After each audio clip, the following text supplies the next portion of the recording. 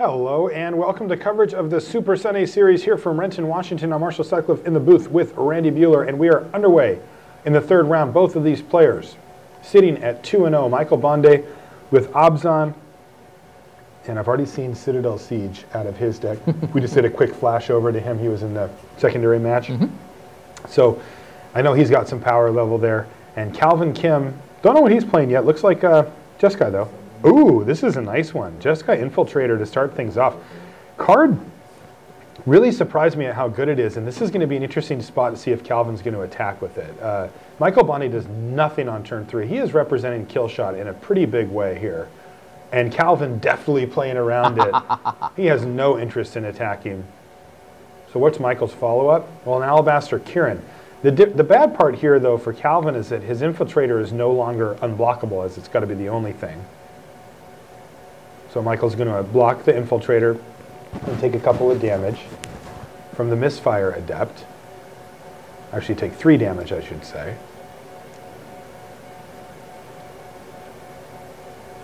And that is the, what is it called? Gore Mauler? Gore Swine, the 4/1. Is this where I'm supposed to make snuffling noises of some kind? Not you. Okay.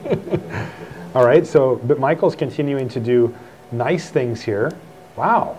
Jeez. Blood-Soaked Champion after playing Mardu Horde Chief with Raid thanks to the Alabaster Kirin. It's not bad. 3 guys.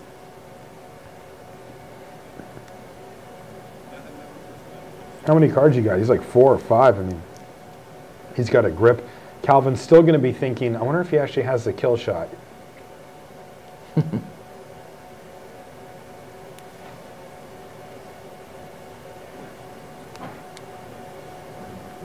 And there's Lotus Path Jin. So Calvin Kim hitting 2 of the really nice 4-drops, a common and an uncommon from Fate Reforged for Jeskai here, as he's primed to go off next turn. I mean, if he has a non-creature spell, it's going to get ugly.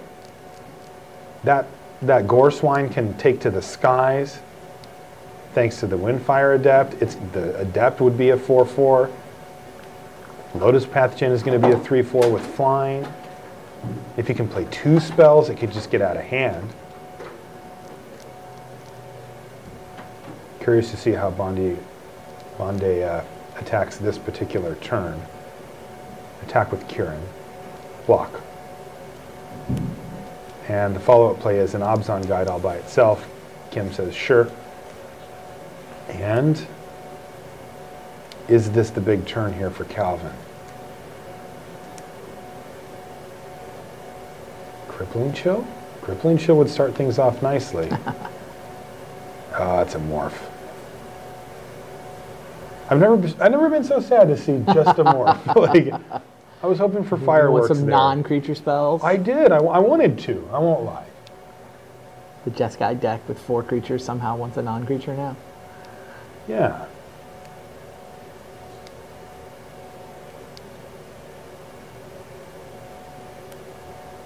Oh, Rush of Battle for Bonde.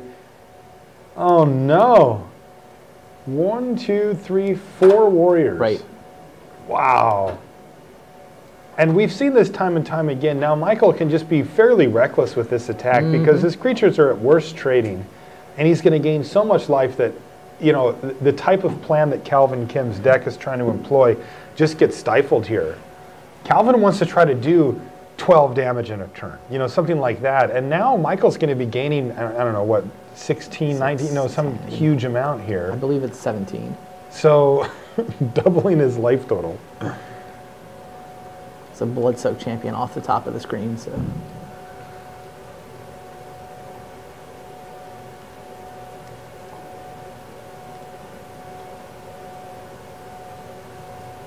And not only is Michael gaining 17, but he's threatening to deal, he's attacking with 21 power.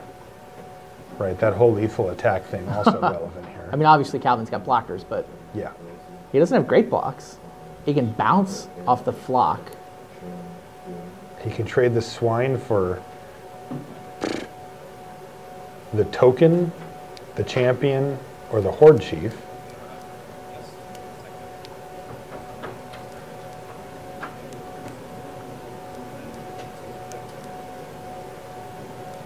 What is happening here?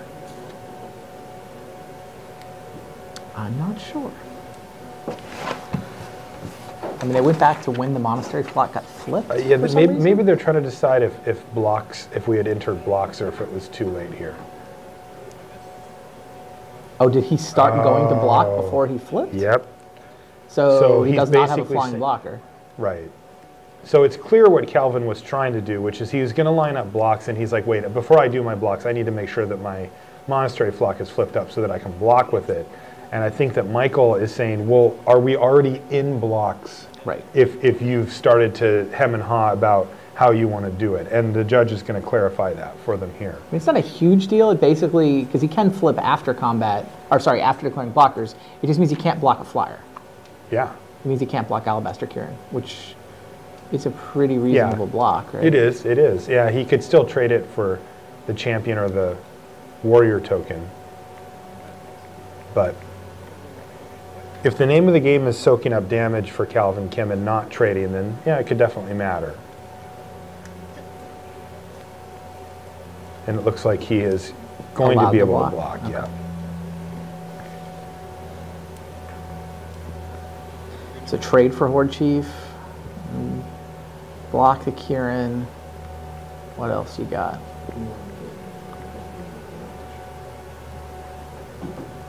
Take 13?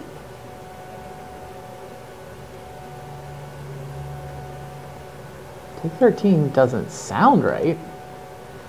Wow. Not from Calvin's Infiltrator trades for warrior token? Remember on turn 3 when you were all excited about that infiltrator? I was. That was a long time ago. That was. It does not look nearly as good, does it? I mean, he could trade for the Bloodsoak champion, but what's the point of that? Yeah. Like, it just comes back. Yeah, literally Michael has the mana sitting there taunting him like, it'll be back, don't worry. And yeah, you can chump Abzan Guide, save 6 life.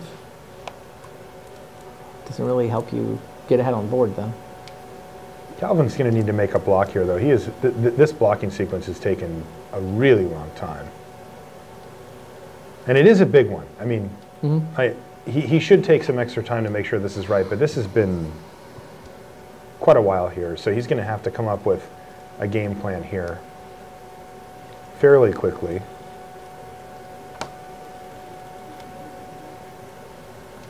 I think he had a Pearl Lake Ancient maybe in his hand. Oh, interesting. A couple of mana away from that. Could give him a long game plan. I think if that's the case, he is incentivized to trade off as many as he can here. Bonde does gain the 17 we predicted. Deals, looks like 10. Yep. So Calvin down to 8. Okay, well, all told, Calvin survived that and still has a board state, which is more than you can say sometimes when people play and when they curve into the rush of battle. So let's see if Calvin can come up with a plan. I mean, he's in a decent spot here. Is he lining up an attack? Wow. Take 3.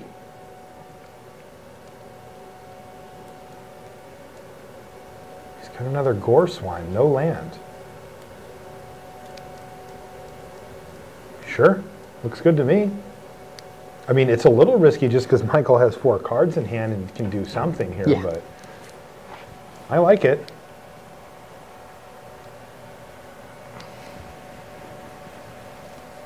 Just think if you leave it back, I wonder what what Michael thinks. You know, you've got 5 mana and that thing back. Like, it's a pretty scary attack. Does he have 2 Reach of Shadows in his hand? Does he?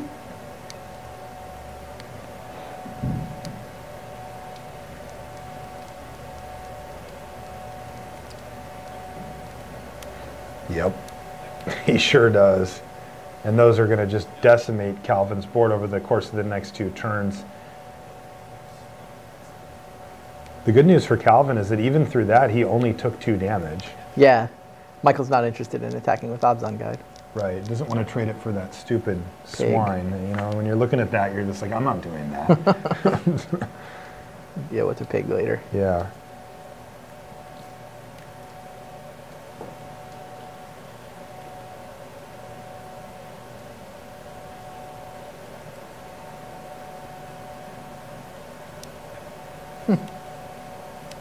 That was a bathe in dragonfire. All right. Down goes Abzan Guide. Okay, so, you know, Calvin now pretty consistently chipping away at Michael's board. He can't be happy with where this is at because I think that he's still falling behind because of the removal that he's going to see here, but he doesn't know about that, and I like the way that Calvin's worked his way through this. Yeah. Windfire Adept now takes a hit, and Calvin's going to drop to 4 after blocking the Alabaster Kieran, but he's still stable. Like any creature here, and he's fine. There's a land, that's a turn. Yeah, I mean, he really needs a 3 toughness creature so Yeah. they can block Bloodsoak Champion reliably.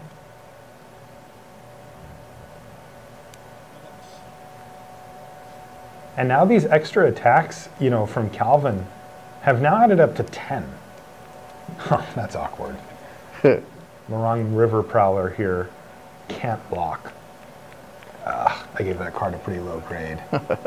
and honestly, this is why. I mean, there are times when it looks a lot better than it does here. Like when you cast it for free and it gets to do pressure, it has upside, but this is just brutal. Harsh Sustenance, that's game. 3rd creature, Yeah. drain you for 3. And that's going to do it. Calvin Kim hung right in there. Yeah, he did. He almost stabilized. He almost stabilized, but he needed just a little bit more, and it wasn't quite enough, and Michael Bonde defeats him in the first game here. Both decks look very strong. Yeah, you'd expect that from playing for the pod, right? Yeah, totally. Not only that, just the format. You can take a look at how the format works on your screen here.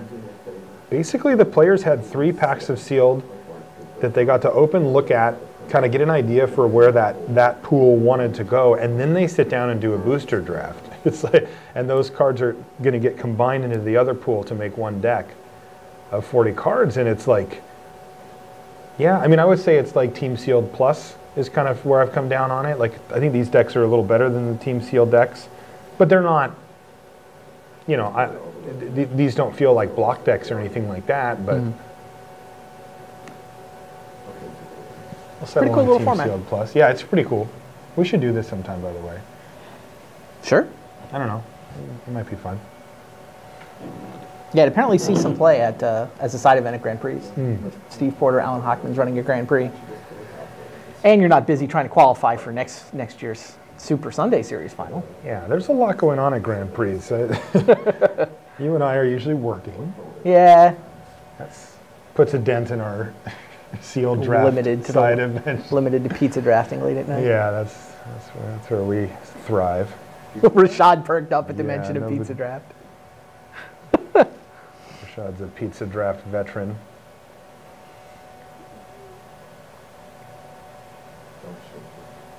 I like that we got 2 different decks in the finals of this pod as well. This is pod 4. And we've got I believe the pod 2 undefeateds are in our backup match. Johan Prinzel and Daniel Fournier. I wonder who came out of pod 1. I was just wondering exactly the same thing. I don't know the answer to that question. We'll try to get an answer for that too. I'm just curious. The pod 1 was very stacked. It had Ken Yukihiro, Seth Manfield, Adrian Sullivan, Matt Ferrando, Yoel Larson. Yeah, that's all 3 of the gold players that are here. Yeah. So that was a pretty good pod. We also had a chance to watch Seth Manfield do his draft. 2-time limited GP champ. He's also got a modern one, so we figured we'd watch him work his way through, and he ended up with a heavy black-white with a real splash. You know, it was 4 cards for red. 3 rares and an uncommon. Yeah. That's how you do it. Absolutely. And I'm pretty sure I could make a decent draft deck from the cards he didn't play in his colors. Maybe not a sealed draft deck. No, not a draft deck. No, but a regular draft deck, I could make a C. I could give you a fighting chance. Mid-grade, yeah, puncher's chance draft deck with the cards in black, white, and red that he did not play. Oh, this is not Daniel Fournier and Johan Prinzel. This is Kamui Kai and Park Jun-young. He's another player that we've had our eye on at the GP level. He's had some success as well. So this is pod 6.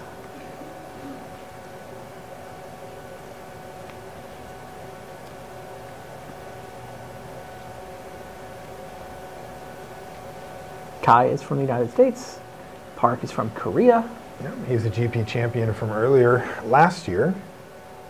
He won a modern GP with Scape Shift, and he did it in dramatic fashion too. Oh, that was Minneapolis, right? Yeah. Yeah, that's a good one. Yeah, he ripped Scape Shift for the win. It was awesome. Really nice guy too. Had him in the booth for an interview after. Not a native English speaker, but he really was great. All right, let's head back to our main feature match again. I'm really curious to see how this ends now. That was a really sweet game, actually, that first one. I really enjoyed watching that. Oh no. Master of the Unseen for Michael Bonde. Now this is a card that a lot of people have their eye on, Randy, and basically it completely dominates the late part of the game. You can pay 3 and a white to make a manifest. You manifest top card of your library. Whenever you turn a creature face up, you gain 1 life for each creature you control. Costs 2 mana to cast it. So as you can see, in a scenario like this, it doesn't do anything. Like his 2-drop is, you can just ignore it for now. It doesn't actually have an effect on the game at all. So, if Calvin's able to get in for a bunch of damage with this River Prowler and now this Leaping Master, he could just outrace the thing. That's totally possible.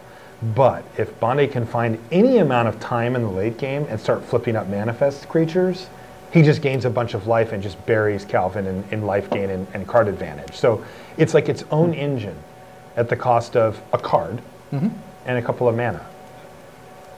People that played it in the sealed pre-release, Harsh Sustenance to take down the Leaping Master, and the River Prowler gets to live. Uh-oh. Michael's going to pull way ahead here. So Calvin Kim's missing lands, it looks like, because he played River Prowler and then played Leaping Master. Ugh, and another Leaping Master. So this could be over quickly, either by Michael just beating him down or by Master of the Unseen going off. And, like I said, what you need with that card is time. And it looks like Michael has it. And the beats continue as well. Ivory Tusk Fortress is going to be bigger than basically anything that Calvin Kim can do. And very difficult to deal with for Calvin's colors. He needs white removal, generally speaking, to kill a creature that big. And he does not have any white mana, nor I don't think he has a removal either. I think we're going to see a little 4/5 action here, though. There it is. Ugin's Construct comes down, sacks the River Prowler, which isn't a bad place to have it, especially if you don't have much else to do here. But in the meantime, take 6 damage, Calvin, and while you're missing land drops, Michael is not. And it looks like Michael has relegated himself to using that Master of the Unseen for this turn. And Construct's not doing any blocking, so in it comes. Michael accepts that offer. And there's Master of the Unseen. It's going to get... Oh, what a blowout. Whoa. So he manifested to put it into play. Yes. Calvin went for the bring low. And then he flipped it face up. He did not gain the life. I think he forgot. Okay. He should have gained life there. But anyway, and it was still by Emissary, leaving behind the manifest anyway. So he just basically 2 for 1 to him. And I'm pretty sure Calvin's going to give up here because he doesn't have anything else to do. Mana issues galore, and everything working out well for Michael Bonde, and that's going to do it. A handshake and a little reluctance there from Calvin, who can't be happy with the way that that second game went. See the double fist pump from Michael Bonde, though. He's sitting 3-0. He is. He's got to be happy to pick up the 3-0 after the first 3 rounds and head into standard, especially depending on how confident he is with his standard deck of choice. I will say this. Okay. I want to watch him play standard. Oh. I'm excited and interested. Oh. That's all I'm going to say. Interestingly, that makes me less confident in his choice and more excited to see it. It's probably fair. All right, so we get a game 3 here between Park Jun. Are we calling him Park Jun Young now? I think so.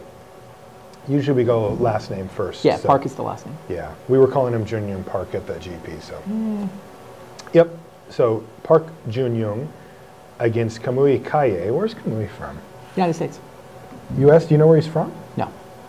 United States is a big place, it turns out. It's a true story. Really big. We've got people from all over the country and, in fact, all over the world here.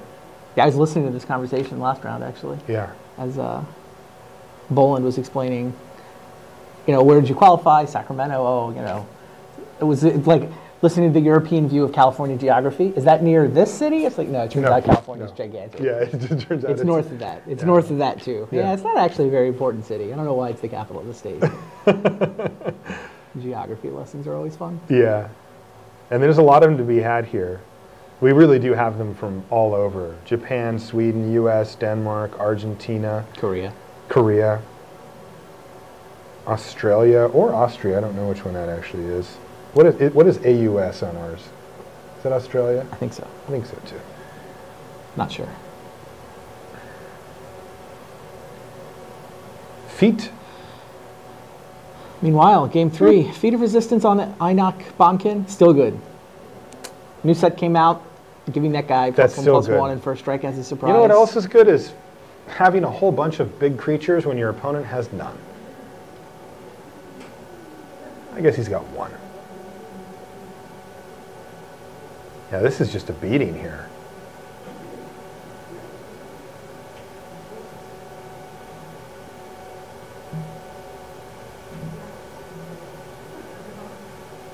This is 10 power attacking and including 7, let's see, 5, 8 of it being first strike? I think that Park wishes he had that Scapeshift deck in his hands right now instead of this, and he's just going to pass the turn back after doing some math, but I think this thing's just about done. Chump block, kill something, even then he's taking 2 and going to 1, and just losing his creature. In comes the team.